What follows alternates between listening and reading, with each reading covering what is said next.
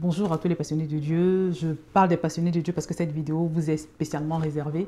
Vraiment, aujourd'hui, j'ai vécu une expérience surnaturelle. Je n'avais pas prévu de faire de vidéo aujourd'hui, mais je me suis dit que après avoir vécu ce que j'ai vécu ce matin, je ne peux pas le garder pour moi parce que je pense que ce que je vais partager va encourager quelqu'un.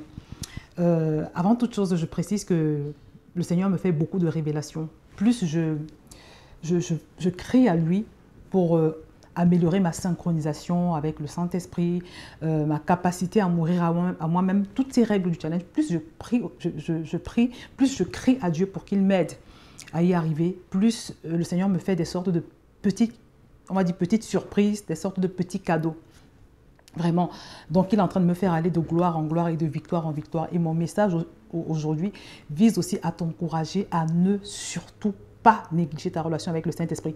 Pour toi qui t'es relâché dans ta relation justement, dans ta synchronisation, dans tes efforts de synchronisation avec le Saint-Esprit, c'est la chose à ne pas faire. Parce que tu n'imagines pas à côté de quoi tu passes. Donc ce matin, j'étais en train de me rendre à l'église. Et pour beaucoup de personnes qui ont déjà fait les différents challenges, je l'ai souvent partagé que quand tu arrives à l'église le dimanche, chez nous, là où je vais, c'est compliqué. Parce qu'il y a trop de monde, il n'y a plus de place. Et c'est d'ailleurs pour ça qu'on est en train de vouloir changer d'endroit. Donc j'arrive et avant de vous dire ce qui s'est passé, je vais poser le contexte. Alors, le Seigneur m'a demandé de revoir, de mettre à jour les règles du challenge en fait. Après la dernière session, il m'a demandé de mettre à jour les règles du challenge en mettant en exergue le point de la conscience de Dieu, être conscient de Dieu.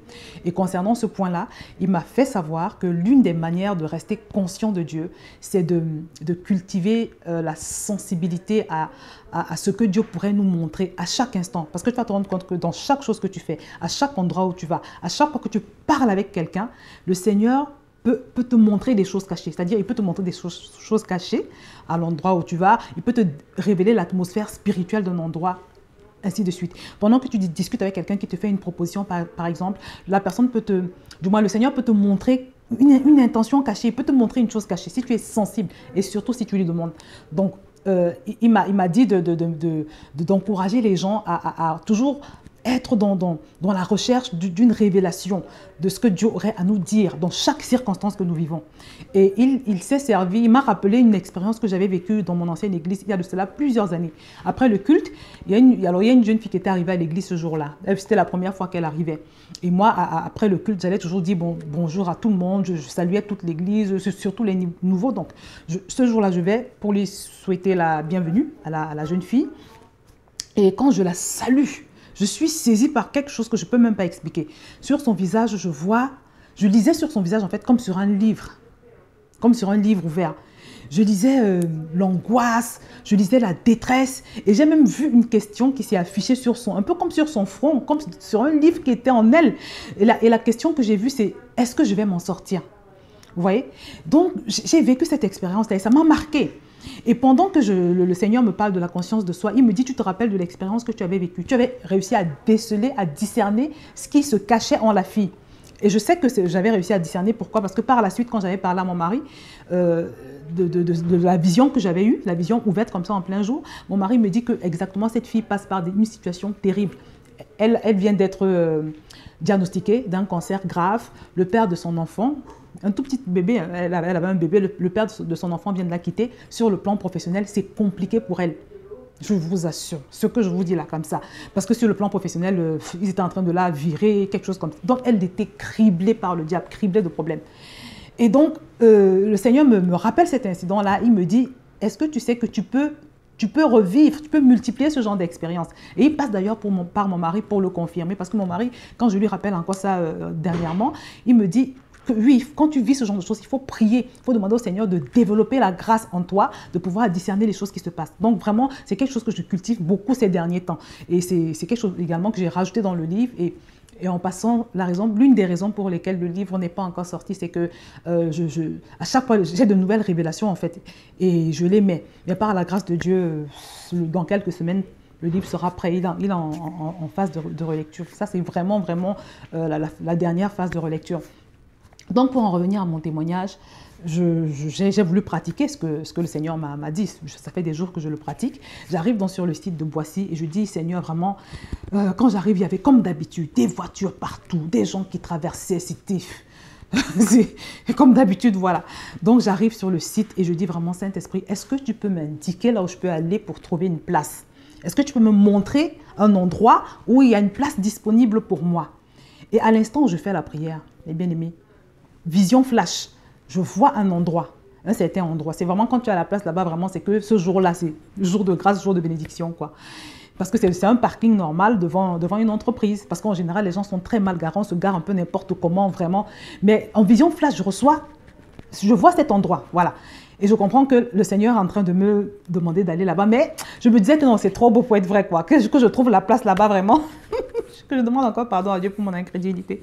Parce que à ce moment-là, j'ai pensé à la fois, vous savez, quand dans la Bible, à un moment donné, on a demandé un jour à Jésus de payer l'impôt. Il n'avait pas d'argent sur lui. Jésus n'avait pas d'argent. Humainement, quand c'est comme ça, tu es coincé. Bon, voilà, soit tu laisses tomber, soit tu... Non. Au moment où on demande l'argent à Jésus, il envoie un disciple chercher une pièce dans la bouche d'un poisson. Donc, à l'instant, le Seigneur a dû montrer à Jésus, Dieu a montré à Jésus, en tout cas, Jésus a vu la pièce dans la bouche du poisson. Il a vu là où se trouvait la solution à son problème d'argent. Donc, il envoie le disciple prendre la pièce dans la bouche du poisson. Donc, je dis à Dieu, Seigneur, montre-moi.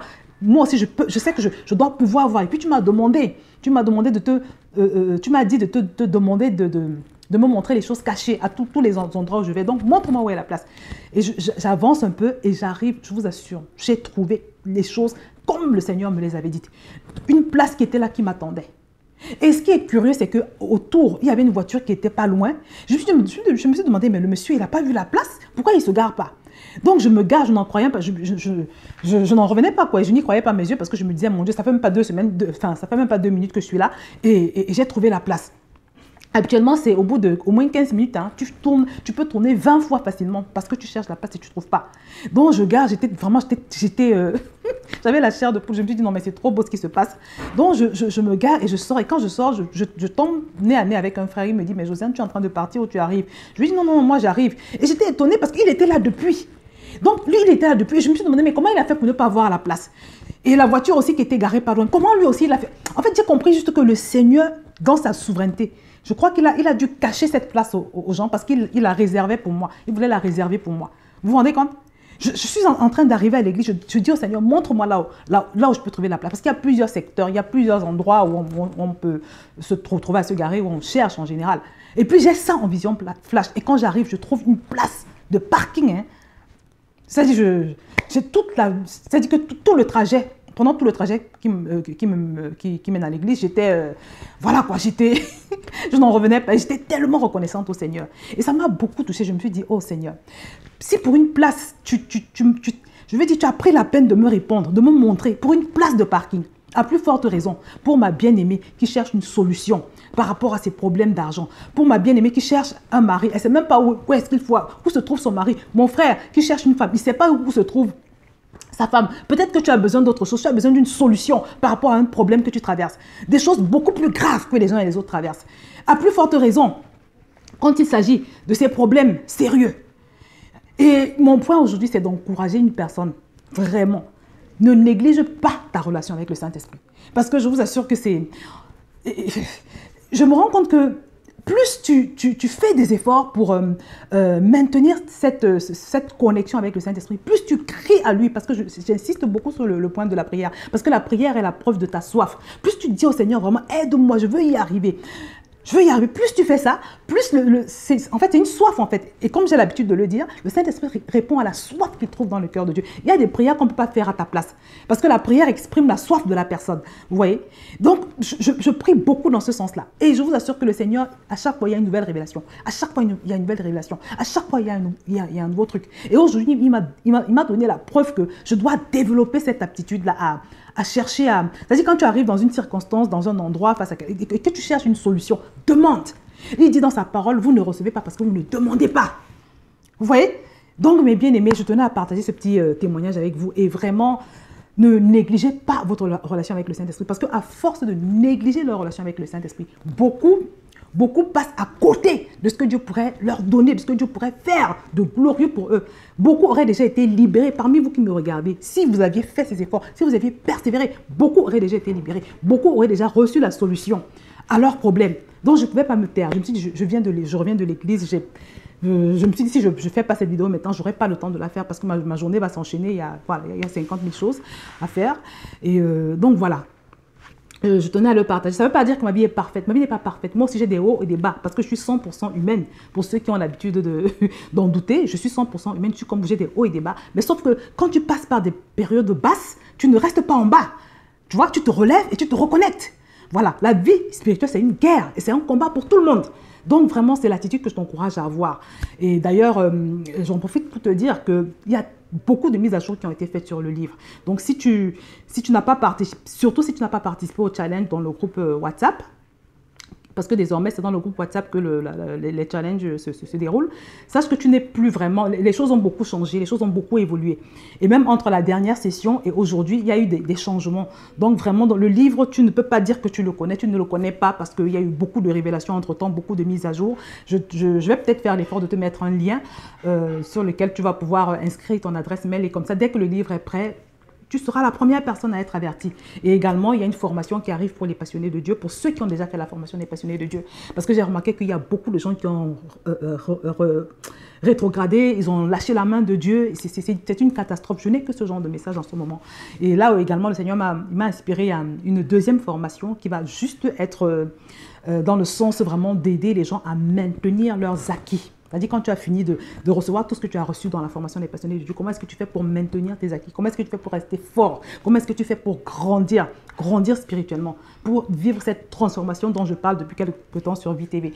Donc, le Seigneur m'a beaucoup parlé par rapport à ça. J'ai beaucoup écrit, mais je n'ai pas encore structuré la formation. Je n'ai pas encore fait de vidéo, mais je vais le faire. Dès que je lance la formation, enfin, la session qui commence vendredi prochain, je vais m'attaquer à ça. Donc, déjà, tu peux mettre ton adresse mail dans le lien que je te mettrai en bas et comme ça, tu seras prévenu quand ce sera le moment. Donc voilà ce que je voulais partager avec vous. Notre Dieu est surnaturel, notre Dieu est puissant, notre Dieu est glorieux, notre Dieu est élevé. Il est la solution à tous tes problèmes. Mais tu ne persévères pas. C'est pour ça que tu te retrouves dans cette situation à tourner en rond, à tomber et à rester au sol. C'est parce que tu ne te bats pas, tu n'es pas déterminé en fait. Donc voilà, c'est ce que je voulais partager avec vous. Je vais m'arrêter là parce que je suis déjà à 12 minutes alors que je voulais faire une courte vidéo. Donc vraiment, ne négligez pas votre relation avec le Saint-Esprit. Ne négligez pas votre relation. Ne négligeons pas notre relation avec le Saint-Esprit. Parce que, comme je l'ai dit tout à l'heure, c'est à cause de ça qu'on fait du surplace, on n'avance pas. Beaucoup n'avancent pas. Voilà. Et le Seigneur veut te libérer. Il veut te libérer. Donc vraiment, je prie que ce témoignage touche le cœur de quelqu'un et que véritablement, là où tu t'étais relâché, que tu repartes d'un nouveau pas avec le précieux et glorieux Saint-Esprit. Que le Seigneur te bénisse.